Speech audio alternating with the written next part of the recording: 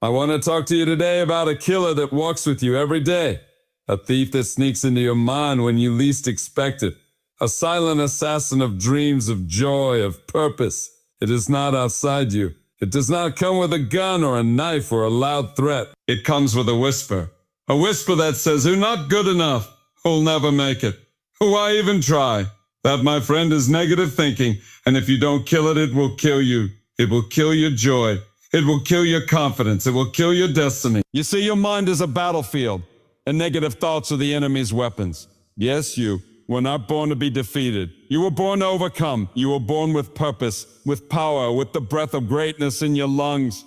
But the enemy knows if he can control your thoughts, he can control your life. And so I ask you, how long will you let those lies live rent-free in your mind? How long will you sit and believe you're broken when you were made whole? How long will you agree with failure when you were built for victory? You see, the truth is this. You do not have to believe everything you think. Some of your thoughts are imposters. Some are lies dressed as logic. Some are fears dressed as facts. But I came to tell you today, you have the power to take those thoughts captive. You can say, "No more." You can say, "Not today." You can say, "This mind is mine, and I will fill it with truth, not fear." Kill your negative thinking, because your future is too bright for dark thoughts. Kill it because the world needs your light, not your doubt. Kill it because you cannot fly while you're chained to lies.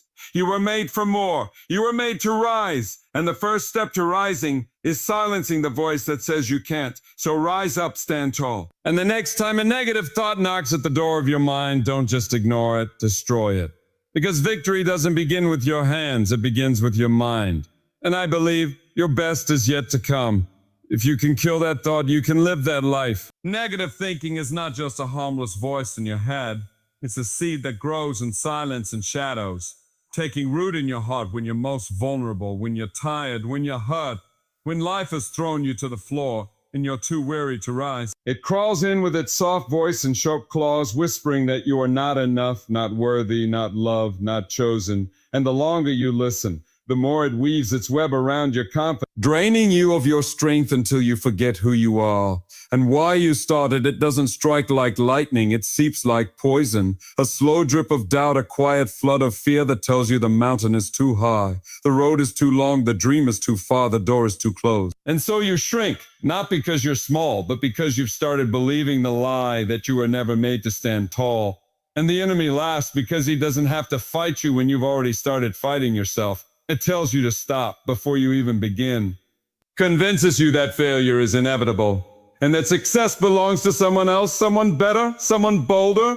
And while your heart burns with vision, your mind builds a prison, locking you behind bars of what if and not now, and maybe never, stealing not just your confidence but your time. Your talent, your divine potential. Negative thinking is the great thief of purpose. It doesn't just distract you, it detours you, it derails the destiny written into your bones before you were born. And the tragedy is that most people don't even know they're under attack, because the lie feels so familiar, so reasonable, so rehearsed that they confuse it with truth and never question the voice that tells them to settle for less than they were created to be. It wraps itself in logic and calls it self-protection, says don't try too hard, don't aim too high, as if safety is more important than purpose, as if survival is more noble than thriving. And so you build a life on fear and call it being realistic, but deep down in the quiet places, you know you're playing small in a story that was never meant to be limited by your wounds or your worry. And the worst part is that the more you believe it, the more it becomes your reality. Because your life will always follow the loudest voice in your mind. And if that voice is laced with lies, your steps will stumble and your fire will fade. And you'll wonder why you feel stuck, why nothing's changing, why joy feels so far away. When the truth is it all started with a thought that you allowed to stay in that prison. You don't have to bow to that voice. Because you have the power to rewrite the script. To cast out the lie and replace it with truth, to rise up and say no more, to silence the fear with faith and speak life over yourself until your thoughts align with your calling, and your belief matches your birthright and your fire ignites again. So kill the lie before it kills your purpose, crush the voice before it crushes your courage, tear down the walls built by doubt, and let your mind be a place where greatness can breathe again. Because you were never made to live small, to think small, to dream small. You were made for glory. And glory cannot live in the same space as negativity. You have the authority to take control of your mind. Not because someone handed it to you, not because the world gave you permission, but because it was built into you, born into your design, etched into your soul like a birthmark of power. A divine inheritance that cannot be revoked. And though the storms may rage around you and the noise may try to drown you, and the chaos may come knocking, you still have the power to say, "This is my mind, and I will decide what lives here." Your thoughts are not your master. They are your messengers. They are not the ruler of your soul. They are the echo of what you allow. And if you let them run wild, they will drag you into ditches you were never meant to fall into. But if you rise up, if you open your mouth and speak truth into the space where lies once lived, you can tear down strongholds built over years and replace them with strength built in seconds of boldness.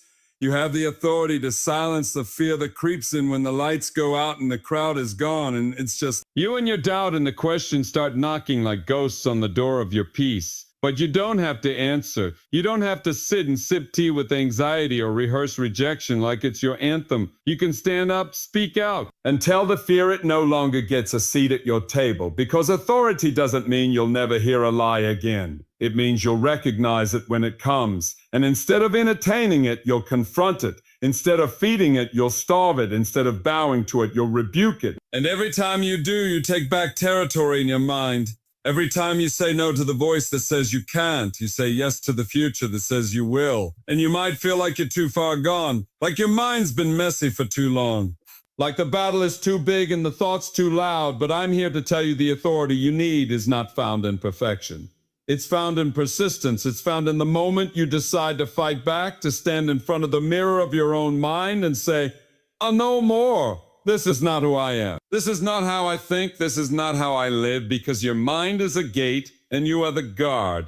And what you let in will shape what flows out. And if you keep feeding it truth, feeding it vision, feeding it hope, then even when the darkness comes, it won't stay. Because light has a habit of breaking through when you hold your ground. And truth has a way of echoing louder. When you learn to raise your voice in the silence, you have the authority to rewrite the story you've been telling yourself. To stop agreeing with every old label that tried to limit you. To stop rehearsing failure. And stop prophesying freedom. To stop asking for permission to think strong. And just start doing it because no one else can rule your mind unless you let them. No one else can shape your narrative unless you hand them the pen. And it's time to snatch it back, so rise up. Child of purpose, rise up and reclaim the territory in your thoughts. Rise up and speak life where death has been echoing. Rise up and declare that your mind is not a battlefield for torment, but a sanctuary for truth, because the power to think differently, live differently. Be different.